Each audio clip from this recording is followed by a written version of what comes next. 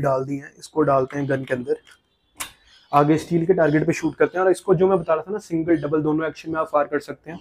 तो आगे स्टील के टारगेट पे पहले मैं इसको डबल एक्शन में फायर करता हूँ। अब देखिए बहुत अच्छी पावर दोस्तों, इसने छेद कर दिया स्टील के कैन में।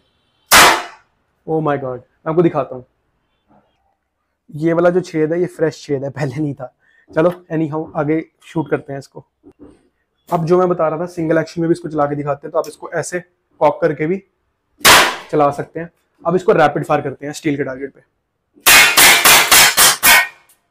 बहुत ही ज्यादा सही दोस्तों, आगे स्टील के टारगेट पे चिंगारी भी निकल रही थी थोड़ी सी, और अब ये खाली हो चुकी है। तो ये देखिए, एंड शायद कैमरे ने पिक किया होगा, चिंगारी भी निकली थी स्टील के टारगेट पे। बहुत ही ज्यादा सही।